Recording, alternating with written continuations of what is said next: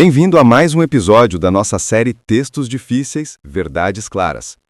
Hoje vamos lidar com uma das perguntas mais sérias e temidas por muitos cristãos. O que significa blasfemar contra o Espírito Santo? Será que existe um pecado que realmente não tem perdão? Como entender as palavras de Jesus quando ele afirma que aquele que blasfemar contra o Espírito não terá perdão, nem neste século, nem no vindouro? Vamos examinar o contexto, a intenção de Jesus e o testemunho das Escrituras. Daniel, esse é um dos textos mais sensíveis de todo o Novo Testamento. Eu já conheci pessoas profundamente angustiadas, achando que cometeram esse pecado e que não há mais esperança para elas. Por isso, é muito importante explicar o que Jesus realmente quis dizer e, como sempre, o ponto de partida é o contexto da passagem. Exatamente, Damares. Este episódio aparece em 3 evangelhos, Mateus capítulo 12, Marcos capítulo 3 e Lucas capítulo 12. E o contexto é claro. Jesus havia acabado de expulsar demônios e realizar milagres pelo poder do Espírito Santo. Os fariseus, vendo isso, não negaram o milagre. Eles não disseram, não aconteceu, mas atribuíram a obra do Espírito Santo ao próprio Satanás. Eles afirmaram, ele expulsa demônios pelo poder de Belzebu. Ou seja, eles viram o Filho de Deus, ouviram seus ensinos, presenciaram suas obras, testemunharam sinais confirmados pelo Espírito Santo e deliberadamente chamaram essa obra de obra do maligno. Isso é gravíssimo. Seríssimo, Damares. A blasfêmia contra o Espírito Santo não é um deslize, não é um pensamento confuso, não é uma dúvida, não é um medo. É uma rejeição consciente, deliberada e maliciosa da obra de Deus, chamando o que é santo de maligno. É olhar a luz claramente revelada e chamar essa luz de trevas. É ver a ação do Espírito e atribuí-la a Satanás, sabendo que é obra divina. E isso fica ainda mais claro quando lemos Marcos capítulo 3, verso 30. O texto diz, Jesus disse isso porque eles diziam, ele tem um espírito imundo.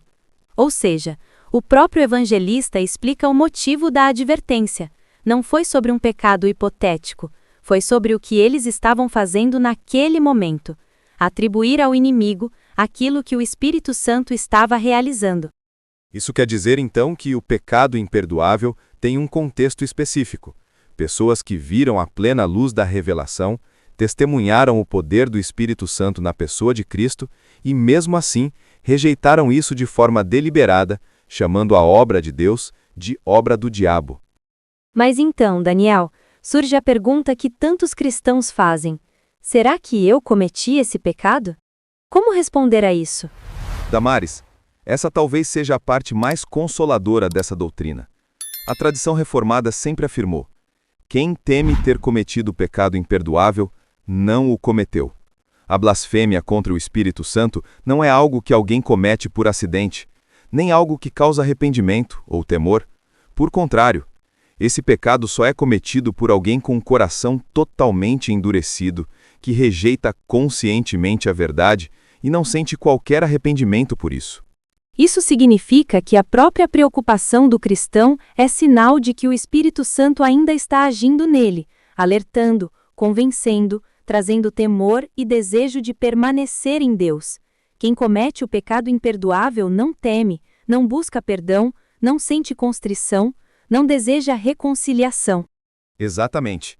A blasfêmia contra o Espírito é um endurecimento final, uma rejeição absoluta da graça. É o ápice de uma vida de resistência deliberada ao Evangelho.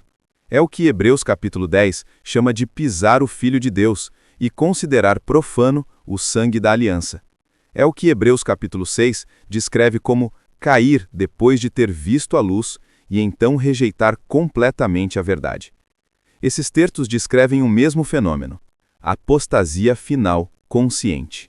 Então, uma pessoa fraca na fé, alguém que luta contra o pecado, alguém que tem dúvidas, alguém que se sente indigno, nenhuma dessas pessoas está sequer perto de cometer esse pecado. O pecado imperdoável não é fruto de fraqueza, é fruto de rebelião consciente. Muito bem colocado.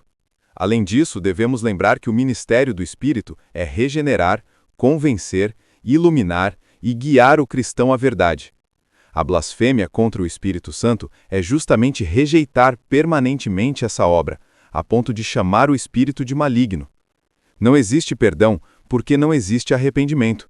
E não existe arrependimento porque o coração se fecha completamente à obra de Deus. Daniel, isso também nos ensina algo muito profundo sobre a graça. O perdão está sempre disponível. O Evangelho é oferecido a todos. A porta da graça está aberta.